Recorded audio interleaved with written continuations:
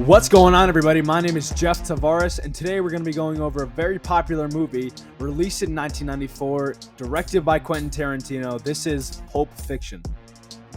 Now, today we're going to be going over three main topics. The first one is going to be, why is this film significant?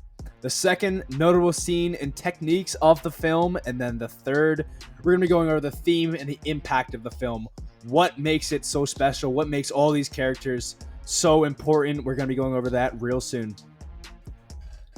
First off, why is this movie significant? Well, I would have to say the main reason why is the dialogue of the movie. It's just so transparent, and the characters, when they're talking to each other, you never really get bored while watching this movie. It all really flows well. There's a lot of references to pop culture back in 1994, like whatever's going on back in that day. But, there's also a lot to really look forward and laugh at nowadays too. A very popular film reviewer, Roger Ebert, did a whole review on this movie, and just one quote from here says that the characters in Pulp Fiction are always talking and always interested, funny, scary, or audacious. This movie would work as an audiobook.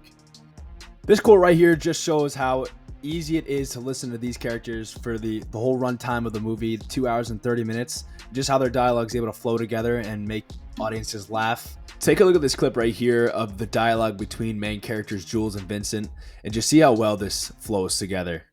You remember Antoine Rockamora, half black, half Samoan, used to call him Tony Rocky Horror? Yeah, maybe fat, right?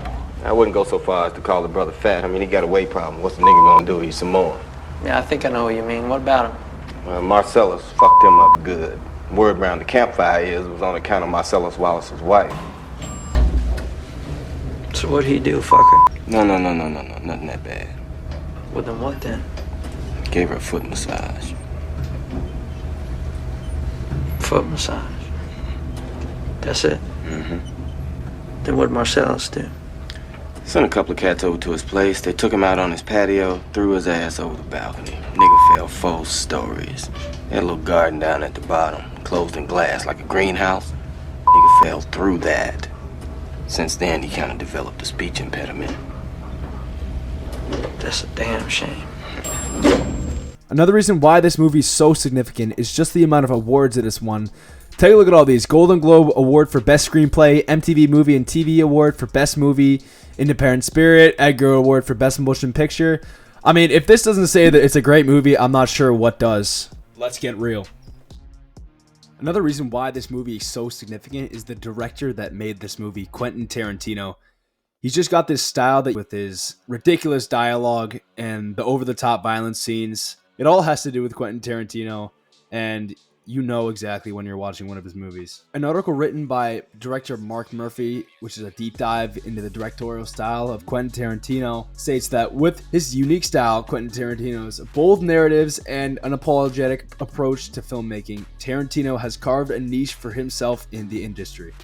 Next up, we're going to be going over notable scenes and techniques in the movie. I gotta say that the circularity of the film is definitely notable, and it's definitely a great technique that Quentin Tarantino put into this movie. The movie starts with a scene of 2 people in a coffee shop, and then they rob the place, and then it goes on to show the entire events of the entire movie, all the deaths and robberies taking place. At the end, we go back to these 2 people who are robbing the coffee shop, and we've got new characters introduced, and we know exactly what happened up to that point. So really, it just shows how the whole movie comes together at the end, and I really think it's a really cool technique that was put in here by Quentin. Another thing that Quentin Tarantino did really well in this movie was basically setting up the audience for another scene that's later in the movie, or basically like right after this scene. So there's something that Vincent says in the movie where he's like, I've got to take out my mob boss's wife for whatever reason. And then we see that happening like 10 minutes later into the movie. What's her name again? Mia. Mia. Why are you so interested in Big Man's wife? Well, he's going out of town to Florida, and he asked me if I'd take care of her while he's gone. Take care of her? No, man. Just take her out, Show her a good time, make sure she don't get lonely. I think it's a very interesting way of keeping things linear, but also like having a circular plot so things don't get too boring. It always keeps the audience wondering how this inevitable event will happen and what will go down. And finally, we're going to be talking about the theme and the impact of Pulp Fiction. Now, it's kind of difficult to talk about because the film really doesn't follow a structure. We're kind of bouncing around from different stories to stories, but there is one thing that each story has in common with each other. Now, an editor for the Tartan Journal, H.F. Chackin Jr., wrote an article called An Analysis and Review of Pulp Fiction 1994.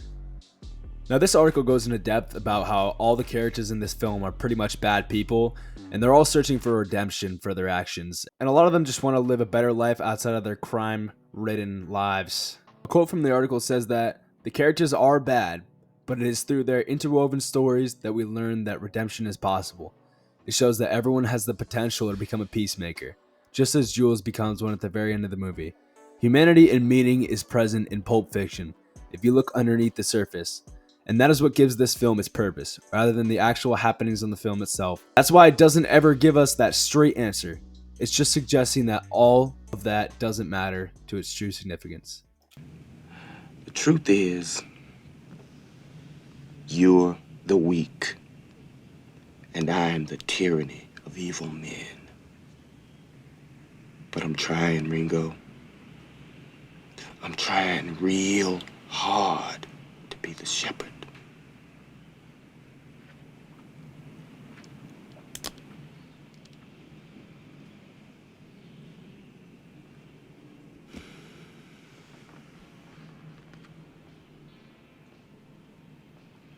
Go.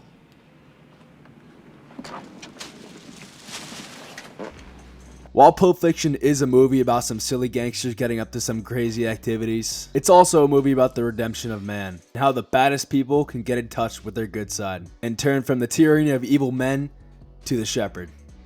And finally, we have a question for the audience. Do film writers and directors intentionally have the audience sympathize with evil protagonists? If so, why?